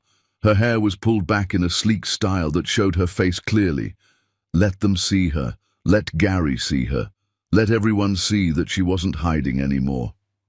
Federal prosecutors met her at a private entrance, rushing her through security to a conference room where they'd been preparing for weeks. "Ms. Davis," the lead prosecutor said, extending her hand. "I'm Amanda Chen. Thank you for coming forward." Tayana shook her hand firmly. "I'm here to ensure Gary Green faces every consequence he's been running from. What do you need from me?" Over the next 4 hours, Tayana walked the prosecution team through everything. Her marriage to Gary, the timeline of their relationship, evidence she'd been collecting, emails where Gary had coached her on structuring financial documents, text messages revealing his awareness of his marriage to Dominique, records showing how he'd used both women to build his business empire. The prosecutors were stunned by how organized she was. "Ms. Davis, this is incredibly thorough," Amanda said, scrolling through the encrypted files Tayana had provided. "How long have you been preparing this?" "Since the day I saw that Instagram post." Tayana's voice was calm. "I'm an attorney. Building airtight cases is what I do, and I've had 5 months to build this one. And you're prepared to testify in open court, face cross-examination from his defense team?" "I've spent my career destroying people who lie on the stand," Tayana said simply. "I know every trick they'll try, and none of it will work." Amanda smiled slightly. "I believe you." The trial started the following week. The courtroom was packed. Media, legal observers, people who'd followed the case obsessively. Dominique sat in the front row, perfectly composed, watching everything with sharp eyes. When Tayana entered to take the stand, the room went absolutely silent. She looked directly at Gary for the first time in 5 months. He sat at the defense table looking diminished, desperate. His expensive suit couldn't hide how much weight he'd lost. His eyes were hollow. He looked destroyed. Good. Tayana was sworn in and took her seat, her posture perfect, her expression neutral. Amanda Chen began the examination. "Ms. Davis, can you please state your relationship to the defendant?" "I was married to Gary Green for 3 years, from our wedding until I discovered he was committing bigamy." "And how did you discover this?" "I saw an Instagram post showing Gary marrying another woman, Dominique Laurent, while he was still married to me." Tayana's voice was steady, professional. "The post indicated they'd been in a relationship for 5 years, which meant he'd been with her for 2 years before he ever proposed to me. What was your reaction?" "Shock, then calculation. I'm an attorney. I immediately recognized this wasn't just betrayal. It was federal crime, marriage fraud, tax evasion, perjury on official documents." Tayana looked directly at the jury. "So I began documenting everything." For the next 3 hours, Tayana methodically destroyed Gary's entire defense. She presented emails where Gary had discussed structuring their marriage to benefit his business dealings, text messages where he'd lied about his whereabouts, claiming business trips when he was actually with Dominique, financial records showing how he'd used both marriages to commit tax fraud, claiming benefits he wasn't entitled to. Every piece of evidence was time-stamped, verified, unimpeachable. Gary's defense attorney tried to rattle her during cross-examination. "Ms. Davis, isn't it true that you're testifying out of revenge, that you're a scorned woman trying to destroy the man who left you?" Tayana looked at the attorney with the same expression she'd used countless times to dismantle opposing counsel. "I'm testifying because Gary Green committed multiple federal crimes and used me as an unwitting accomplice. This isn't about revenge. It's about justice. And if you'd actually read the evidence I've presented, you'd understand the difference." The attorney tried again. "You claim you had no knowledge of his marriage to Ms. Laurent, but isn't it possible you knew and chose to ignore it?" "No, it's not possible, because if I'd known I would have done exactly what I'm doing right now, presented every shred of evidence to ensure he faced prosecution." Tayana's voice was ice cold. "I built my career on destroying people who lied to me. Gary Green made the mistake of thinking I'd protect him when I discovered his lies. Instead, I spent 5 months building a case so thorough that his only option was to plead guilty or face certain conviction." The courtroom erupted in whispers. The defense attorney looked rattled. "No further questions," he muttered. Over the next 2 days, Dominique testified as well. Her testimony was equally devastating, corroborating everything Tayana had said and adding additional evidence of Gary's financial crimes. The 2 women didn't speak during breaks, but they exchanged looks, warrior recognition. 2 generals who joined forces to destroy a common enemy. On the 4th day, Gary's defense team tried to have him testify in his own defense. It was a disaster. Under Amanda Chen's precise questioning, Gary contradicted himself repeatedly, lied about things the prosecution had already disproved, tried to paint himself as a victim of circumstance. The jury wasn't buying it. Tayana watched from the gallery as Gary fell apart on the stand, and she felt nothing. No satisfaction, no vindication, just cold certainty that justice was being served. Closing arguments came on the 5th day. Amanda Chen was brilliant, methodical, tying together every piece of evidence into an unbreakable narrative. "Gary Green didn't make mistakes," Amanda told the jury. "He made calculated choices to defraud 2 women, the federal government, and multiple financial institutions. He committed bigamy. He lied on tax documents. He used his marriages as tools for financial gain. And he did it all while making both women believe they were loved, cherished, special." She paused, letting that sink in. Tayana Davis and Dominique Laurent are here today not as scorned women seeking revenge, but as survivors of systematic fraud who had the courage to come forward and demand accountability. The evidence they've provided is overwhelming, undeniable, and proves beyond any reasonable doubt that Gary Green is guilty on all counts. The defense's closing argument was weak, grasping at straws that didn't exist. The jury deliberated for 4 hours. When they returned, their verdict was unanimous: guilty on all 12 counts. The judge scheduled sentencing for 2 weeks later.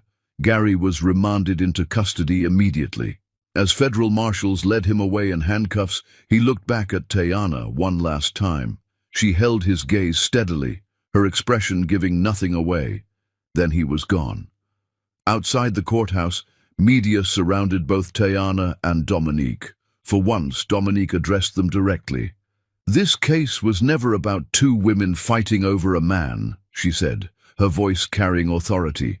"It was about holding someone accountable for systematic fraud and abuse. Tayana Davis is one of the strongest people I've ever met. She could have stayed hidden. Instead, she came back to ensure justice was served. That's not revenge. That's courage." Tayana stepped forward. "I'm not a victim. I'm a survivor, and I want any woman watching this to understand something. When someone betrays you, when someone lies to you, when someone uses you, you have the power to fight back, legally, strategically, and you can win." The cameras flashed. Questions shouted. But Tayana was done talking. She walked away from the courthouse, Dominique beside her, 2 women who'd been destroyed by the same man and had rebuilt themselves into something he could never touch again. Later that evening, Tayana sat in a hotel room, finally alone. Her phone had been blowing up with messages, colleagues congratulating her, friends saying they'd always known she was strong, offers from law firms wanting to hire her. But the message she kept reading was from Tiger. "Watched the news coverage. You were incredible. Proud of you for facing it. Hope you find what you're looking for now that it's over." Tayana stared at that message for a long time. The trial was over. Gary would be sentenced to prison. Justice had been served. So why did she still feel empty? Because revenge wasn't the same as healing, and destroying Gary hadn't filled the hole his betrayal had left in her life. Tayana pulled up her email and started typing. "Tiger, I did what I came here to do. Gary's been convicted. He'll spend years in prison. I won. But it doesn't feel like I thought it would. I thought justice would make me whole again. Instead, I just feel tired.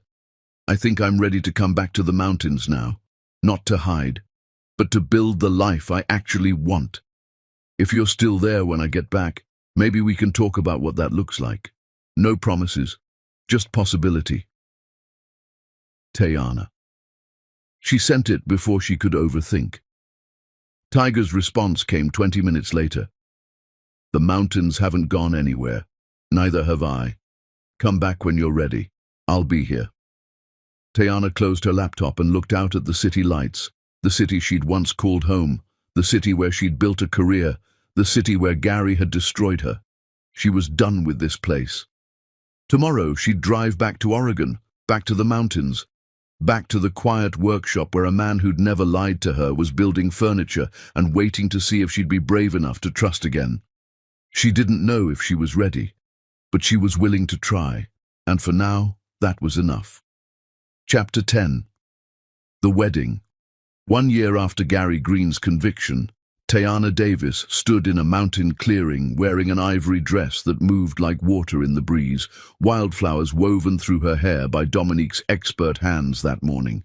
The clearing was perfect, surrounded by towering pines, overlooking a valley that stretched for miles, the kind of view that made you understand why people believed in something bigger than themselves. 50 guests sat in chairs Tiger had built himself, each one carved with small details that made them unique. Dominique sat in the front row, wearing a deep burgundy dress, smiling with genuine warmth. She'd become one of Tayana's closest friends over the past year, not because of their shared trauma, but because they'd built something new together. A legal advocacy firm for women escaping fraud and abuse. The firm was thriving, offices in 3 states, making real difference. Tayana's mother sat beside Dominique, wiping tears already. They'd reconciled after Tayana came back from the mountains, her mother finally understanding that strength sometimes looked like disappearing and rebuilding yourself from scratch.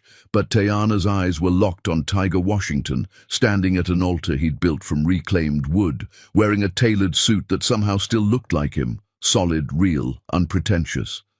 The past year hadn't been easy. Tayana had come back to the mountains immediately after the trial, but trust didn't rebuild overnight. She and Tiger had spent months in careful conversation, setting boundaries, testing whether this thing between them could survive outside the intensity of crisis. There had been setbacks, moments when Tayana's walls went up, and Tiger had to decide whether to push through or give her space. Times when Tiger's patience wore thin, and they'd had actual fights about whether Tayana would ever fully trust him. But they'd worked through it, slowly, honestly, building something real instead of something fast. Tiger had supported her when she and Dominique launched the firm, had driven 6 hours to be at her side during Gary's sentencing hearing when he received 18 years in federal prison, had held her on the nights when panic attacks made her question everything, and Tayana had learned to let him, had learned that being vulnerable wasn't the same as being weak, that trusting someone didn't mean you were stupid. It meant you were brave enough to risk being hurt again because the alternative was living alone forever. The officiant, a friend from town who'd gotten ordained specifically for this, began speaking, but Tayana barely heard the words. She was too focused on Tiger's eyes, steady and calm and completely certain. When it came time for vows, Tiger spoke first. Tayana, when you first showed up in these mountains, you were running from something that almost destroyed you. I watched you survive, rebuild, become even stronger than you were before. His voice was quiet but carried across the clearing. You taught me that broken things can be remade into something better. That survival is its own kind of victory. That love doesn't have to be performance. It can just be two people choosing each other every single day, even when it's hard. He took her hands. I don't promise to be perfect. I promise to be honest. I don't promise to never hurt you. We're human, we'll hurt each other sometimes. But I promise that when we do, we'll face it together instead of running. I promise to build a life with you where trust isn't a risk, it's a foundation. And I promise to love you not despite your scars, but because your scars prove you're strong enough to survive anything. Tayana's throat tightened. She squeezed his hands and began her own vows. Tiger, you gave me something I thought I'd lost forever. The ability to believe in honest love. You never demanded trust. You earned it. Day after day, choice after choice, you showed me that not everyone lies, that some people actually mean what they say. Her voice wavered slightly. I spent months terrified that you'd turn out to be another version of the man who destroyed me. But you never did. You just kept being exactly who you are. Steady, real, patient. She took a shaky breath. I can't promise I'll never be scared. I can't promise I won't have moments where old fears make me doubt. But I can promise that I'll fight through those fears instead of running from them. I promise to build an empire of love with you, not perfect, but real. Not easy, but worth it. And I promise to trust you with my whole heart, because you've proven over and over that you'll protect it. Tiger pulled her closer, and Tayana saw tears in his eyes, the first time she'd ever seen him cry. The officiant pronounced them married. Tiger kissed her like she was precious, like she was everything, and the guests erupted in applause and cheers. But Tayana was only dimly aware of the celebration, because as she kissed her husband, her real husband, built on truth instead of lies, she felt something shift inside her. The last piece of Gary's destruction finally crumbling to dust. She was free. The reception was everything Tayana had wanted. Simple, joyful, filled with people who genuinely cared. Dominique gave a toast that made everyone laugh and cry. Tayana's mother welcomed Tiger into the family with a warmth that felt like healing. As sunset painted the mountains gold and purple, Tayana slipped away from the crowd for a moment, walking to the edge of the clearing where she could see the whole valley spread below. Tiger found her there. Hiding from your own wedding, he asked, wrapping his arms around her from behind.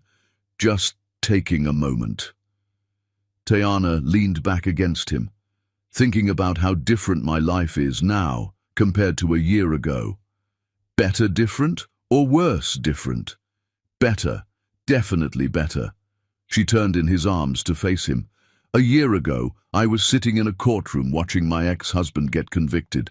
I thought that would be my happy ending, revenge, justice, watching him lose everything. But it wasn't. It was satisfying, but it wasn't happiness. Tayana touched his face gently. This is happiness. Building something real with you. The firm with Dominique. The life we're creating. That's the victory, not destroying him. Building something he could never touch. Tiger smiled. You're pretty incredible, you know that? I learned from watching you rebuild after your life fell apart. Tayana kissed him softly. You showed me what real strength looks like. They stood there as the sun sank lower, wrapped in each other, the celebration continuing behind them. Tayana thought about Gary Green one last time. He was in federal prison, serving year 3 of an 18-year sentence. His businesses were gone, his reputation destroyed, his freedom taken. But Tayana wasn't thinking about him with satisfaction or revenge, just with the distant acknowledgement of someone who'd survived a storm and moved on to sunnier days. Gary Green no longer defined her story. He was just a chapter she'd survived, a lesson learned, a scar that proved she was strong enough to heal and love again. Behind the trees at the far edge of the clearing, too distant for any guest to notice, a man stood watching the celebration through binoculars. He'd been released from prison 2 days ago on a temporary compassionate release to attend his mother's funeral, and he'd used the time to track down one last piece of information. Gary Green watched Tayana laugh in her husband's arms, watched her dance with Dominique, watched her build the life she deserved, the life he'd destroyed his chance at having. Tears streamed down his face, but they weren't tears of love. They were tears of finally understanding the magnitude of what he'd lost. Not just Tayana, not just Dominique, but the person he could have been if he'd chosen honesty instead of lies. His federal escort called out, "Time to go, Green. Funeral's over. Back to the facility." Gary lowered the binoculars, took one last look at the celebration, and walked away. Back to prison. Back to 16 more years of consequences. Tayana never saw him. She was too focused on her future to notice the ghost of her past lurking in the trees. As the sun set completely, Tiger swept Tayana into a dance, right there at the edge of the clearing. No music, just the sound of wind through pines and distant laughter from their guests. "Ready to start forever?"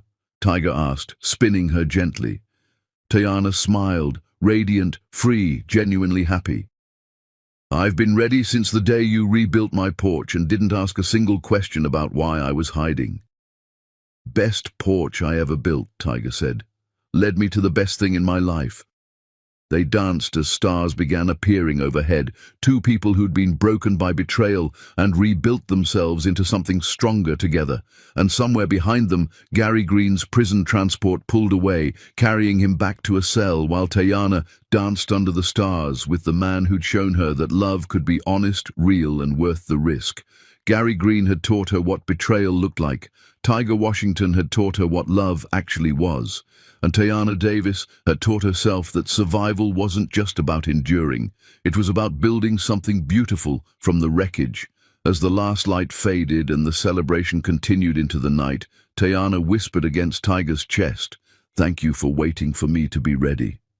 "Thank you for being brave enough to try again," Tiger whispered back. And in that moment, surrounded by mountains and stars and people who loved them, Tayana finally let go of every last piece of pain Gary had left behind. She was free. She was loved. She was exactly where she was meant to be. And that was the greatest revenge of all, not destroying the person who hurt you, but building a life so beautiful they could never touch it again.